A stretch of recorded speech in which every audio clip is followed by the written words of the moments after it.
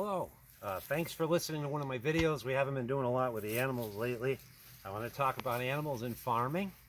There are some who are saying that there are forces in the world that seek to control our food supply and perhaps starve us to death. And to paraphrase George Carlin, it doesn't need to be a conspiracy when it's a convergence of interests, particularly commercial interests.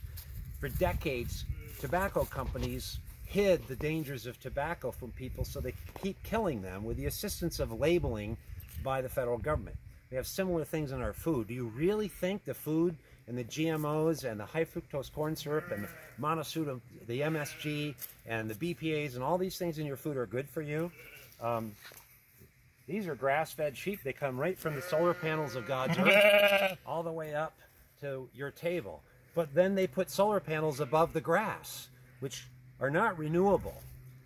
What I'm talking about in a lot of my writing in here is that the further you get away from the food supply, the more others can intervene and control you.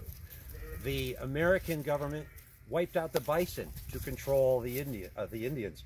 The Russians killed 40 or 50 million people by some estimates. The kulaks, who were farmers in Ukraine.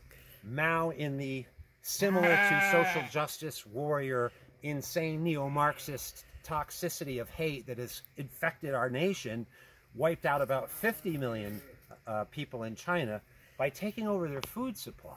Control the food, control the people, either for profit or for power, or to wipe them out to save the planet from all the anthropomorphic activity of people who eat. So we really have to be aware that the number one thing is your food. Because if you have a Second Amendment and no food, then you're not going to last long, because an army marches on its stomach. This was true in the American Revolution, and it has not changed. And around the world, many forces know this, including China and Russia, and look at what's happening with Ukraine wheat.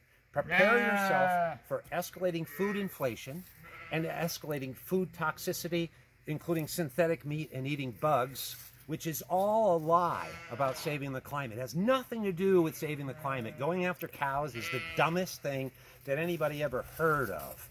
Cows help us solve the problems, not the other way around. So get educated about your food supply. Get educated about what you're putting in your body. Get educated about who's profiting from it. And start supporting your local farmer. And not just me, but, I mean, I'm okay. Are you okay? Thank you so much, as always, for listening to Small Farm Republic and finding out more about your food and those who wish to control it. God bless you.